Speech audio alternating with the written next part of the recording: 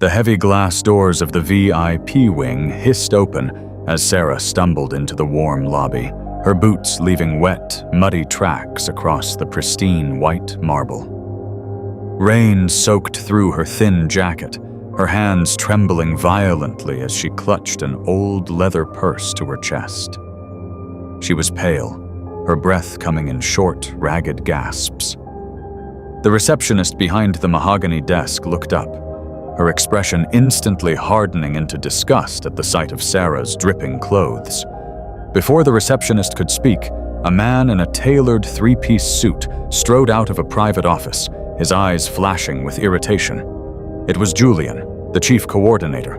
He grabbed Sarah by the arm, dragging her toward a secluded hallway. "You are late, Sarah," Julian hissed, his voice a sharp whisper. "The boy had a relapse an hour ago. If his levels drop any lower, it's over. Do you have any idea what's at stake?" "I'm sorry, Julian," Sarah whispered, her voice cracking as she tried to steady her breathing. "I ran as fast as I could. My boss fired me today because I asked for 2 hours off. I didn't even have bus fare. I walked across the city." Julian didn't offer a word of sympathy. He merely looked at his diamond watch, then glared back at her. "I don't care about your job, Sarah. You know the rules. No excuses. Did you bring the facility fee?"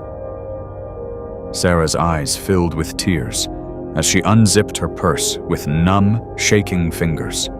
She pulled out a small envelope containing $200, the absolute last of her savings, money she was supposed to use for her past due rent.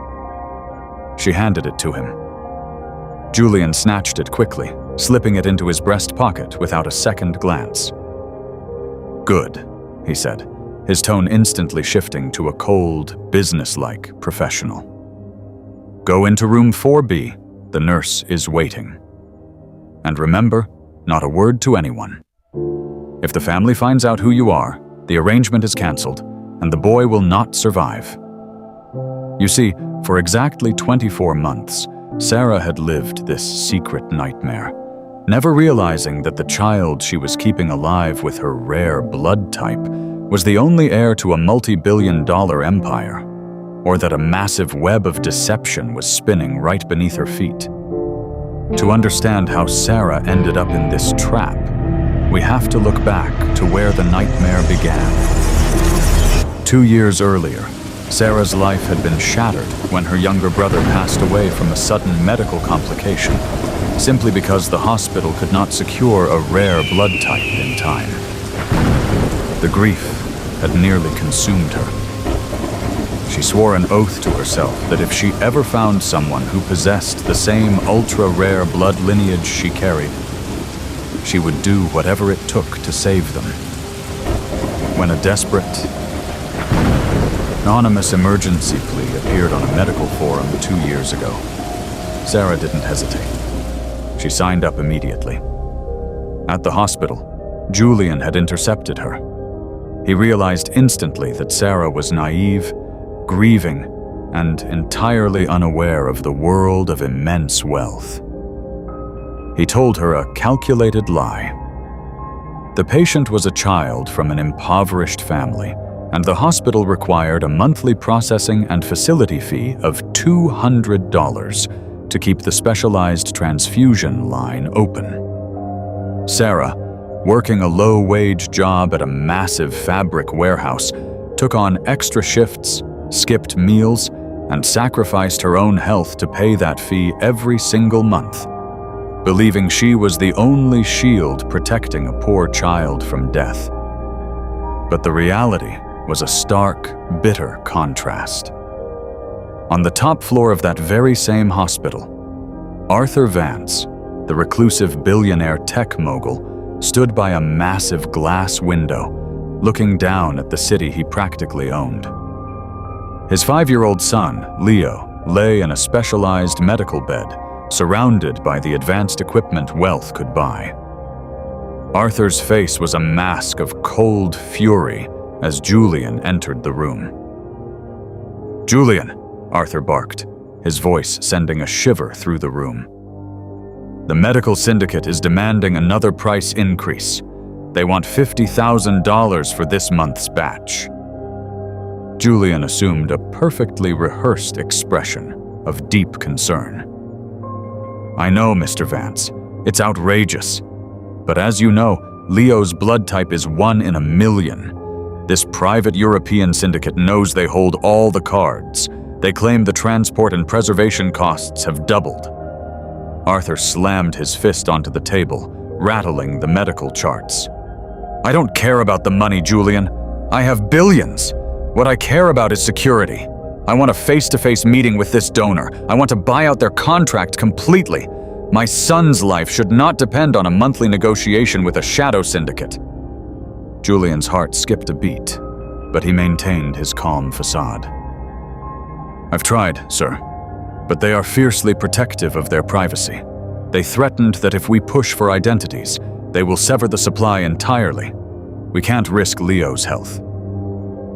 Arthur turned back to the window, his chest heaving as he stared at his frail son. "Fine," Arthur muttered, defeated by his own wealth. "Pay them whatever they want. Just make sure my son lives."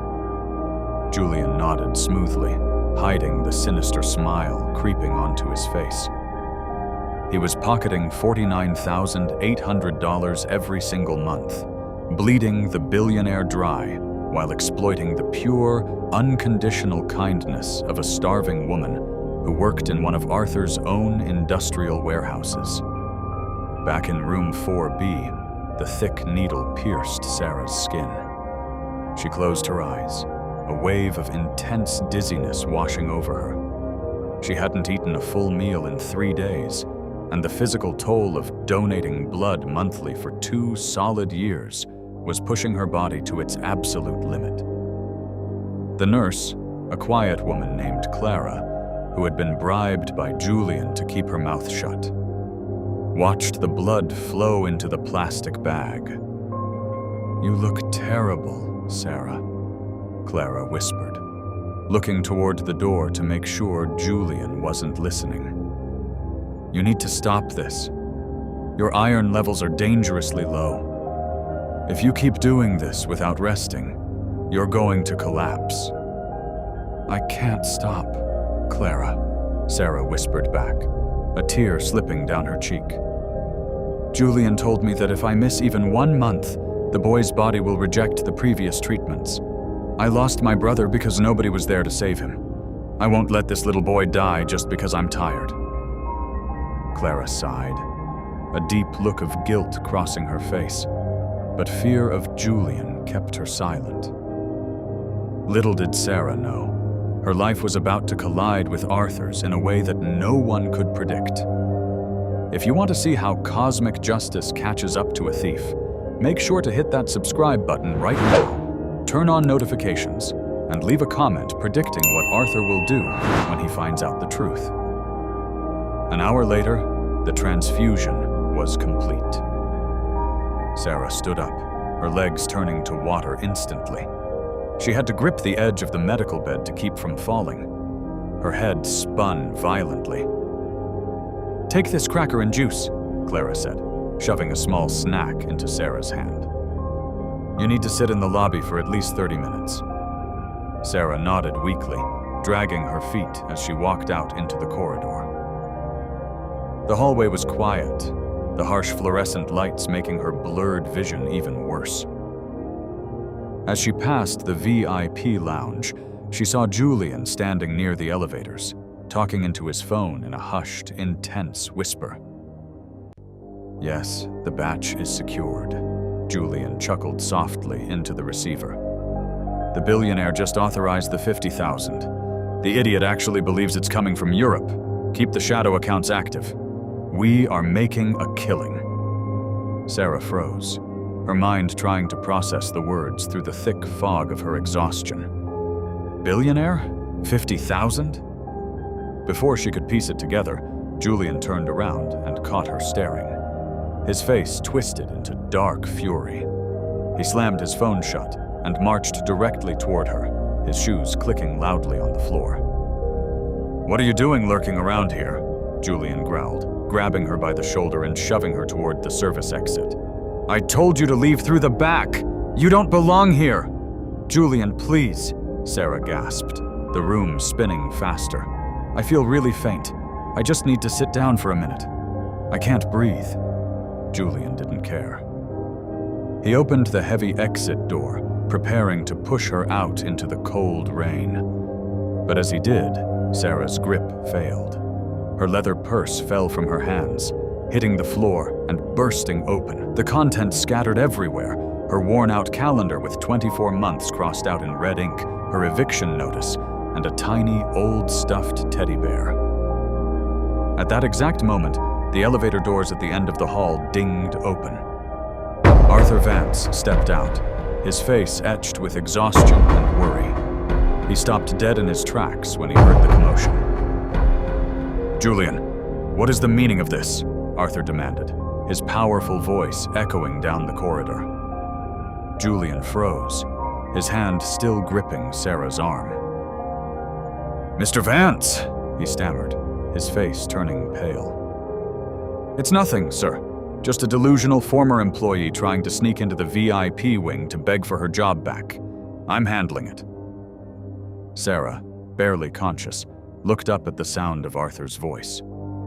Through her blurry vision, she noticed the custom platinum watch on Arthur's wrist, and then her eyes fell to the floor, landing on the stuffed teddy bear. Arthur walked closer, his eyes scanning the scene. He looked at the distressed, soaking wet woman on the floor, and then his gaze dropped to the small stuffed bear lying near her boot. Arthur's breath caught in his throat. He recognized that bear instantly. A year ago, Leo had been given that exact, unique, vintage teddy bear by an anonymous nurse who claimed it was a gift from the secret donor to keep the boy brave during his surgeries. Leo slept with it every single night. Arthur looked from the bear up to Sarah's face. "Who are you?" Arthur asked, his voice dropping to a dangerous, quiet tone. Julian stepped between them, his chest heaving. "Mr. Vance, please, she's unstable. Security is on the way. Don't let her distress you." "Get out of my way, Julian," Arthur roared, shoving his assistant aside with such force that Julian stumbled against the wall. Arthur knelt down on the wet marble floor, completely unbothered by the dirt ruining his expensive suit. He picked up the vintage teddy bear, his hands trembling. "Where did you get this?" he asked Sarah, his eyes searching hers. Sarah looked at him, tears streaming down her pale cheeks. I sent that for the little boy," she whispered, her voice barely audible. "A year ago. The nurse said he was scared of the needles. I wanted him to know he wasn't alone." Arthur's mind raced, a terrifying, confusing realization dawning on him. He picked up the crumpled calendar from the floor, seeing the meticulous red marks spanning exactly 2 years. Monthly donations. He looked at the eviction notice, which stated she owed less than $1,000. Arthur stood up slowly, the air leaving his lungs. He turned to look at Julian, who was now sweating profusely, backing away toward the elevators. "Julian," Arthur said, his voice deadly calm. "Explain this to me right now. Why does this woman have the exact donation timeline of the European Medical Syndicate? And why did she send my son his favorite bear?" Julian swallowed hard, his eyes darting around the hallway. "Mr. Vance, it's a coincidence.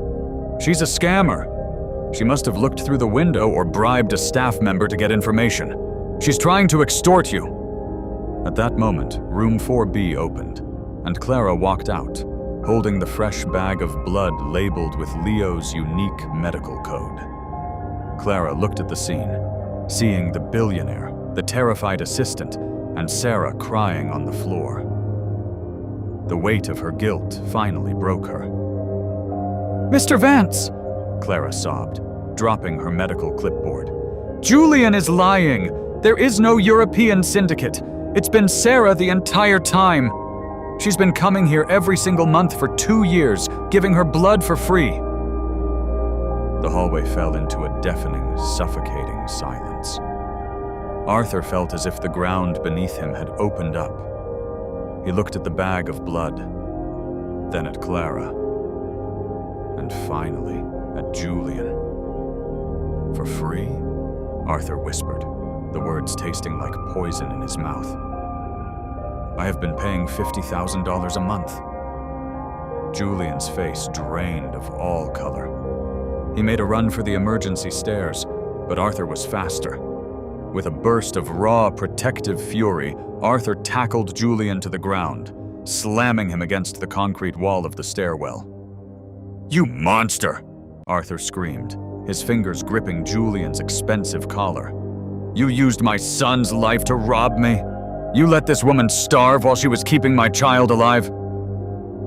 Arthur pulled out his phone, his voice shaking with absolute rage as he dialed the emergency line. "I need the police at St. Jude's VIP wing immediately. I am holding a man who has committed multi-million-dollar corporate fraud, extortion, and medical endangerment. Do not delay." Within 10 minutes, the hospital lobby was flashing with red and blue lights. 2 police officers marched Julian out in handcuffs, his expensive suit wrinkled, his face pressed down as hospital staff and visitors stared in shock. Arthur stood in the hallway, watching the police cruiser speed away, but there was no triumph in his chest, only a deep, crushing sense of shame. He walked back to the VIP hallway, where a team of doctors had finally rushed to Sarah's side. They had placed her on a gurney, administering an IV drip to stabilize her dangerously low blood pressure. Arthur walked up to the gurney, looking down at the frail woman who had been the silent, suffering guardian angel of his family. Sarah opened her eyes weakly, looking up at the billionaire. "I'm sorry," she whispered, a fresh tear falling. "I didn't mean to cause trouble. I just wanted to make sure the boy was safe. Julian told me if I didn't pay the fee, the treatments would stop." Arthur fell to his knees beside her gurney, taking her cold, calloused hand in both of his. Tears pricked the eyes of the ruthless billionaire who hadn't cried since his wife passed away. "You have nothing to apologize for, Sarah," Arthur choked out, his voice thick with emotion. "I am the one who is sorry. My wealth blinded me. You were sacrificing your own life, your own health to save my son, while my own employee was bleeding you dry. I swear to you on my life, you will never have to worry about a single thing ever again." Sarah managed a small, tired smile as the doctors began to wheel her toward a private, luxury recovery suite. Arthur stood up, turning to the chief of medicine who was standing nearby. "Give her the absolute best care this hospital can provide," Arthur commanded. "I want the top specialists, the best nutritionists, everything. Put it all on my private account."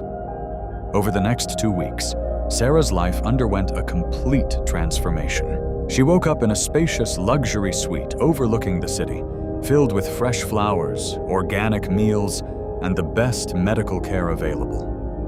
Her strength began to return, the color finally coming back to her cheeks. On the 10th day, the door softly opened, and Arthur walked in, holding the hand of an energetic, smiling 5-year-old boy. Leo carried the vintage teddy bear tightly under his arm. "Sarah," Arthur said gently, "this is Leo. He wanted to meet his hero." Leo ran forward, climbing onto the edge of the mattress and throwing his small arms around Sarah's neck. "Thank you for making me strong, lady," Leo whispered into her shoulder. Arthur watched them, a profound sense of peace washing over him. He handed Sarah a thick, embossed folder. "What is this?" Sarah asked, opening it. Inside were the deeds to a beautiful, historic townhouse in the city's most peaceful neighborhood, along with a certified bank document establishing a permanent multi-million-dollar trust fund in her name. Arthur sat in the chair beside her bed, his expression deeply respectful. "It's the least I can do, Sarah. You saved my son's life 24 times. Money can never repay that kind of debt, but it can ensure that you are never mistreated, never evicted, and never forced to work yourself to exhaustion ever again." The townhouse also features a fully equipped private design and textile studio. "I discovered you were working in one of my warehouses, and I want you to have the resources to build your own brand on your own terms." Sarah looked at the documents, then at Leo's happy face, and finally at Arthur. She burst into tears, but for the first time in 2 years, they were tears of pure joy and relief. The heavy wall of suffering, deception, and isolation she had lived behind had finally crumbled, replaced by a future filled with love, security, and a brand new family. True nobility was never about the billions in Arthur's bank account. It was found in the quiet, selfless sacrifices of a woman who gave everything to save a stranger. If this story touched your heart and reminded you that kindness always finds its way back home, please like this video, leave a comment with your thoughts on Arthur's ultimate gesture, and subscribe to the channel for more incredible, emotional journeys just like this one. Thank you for watching until the very end.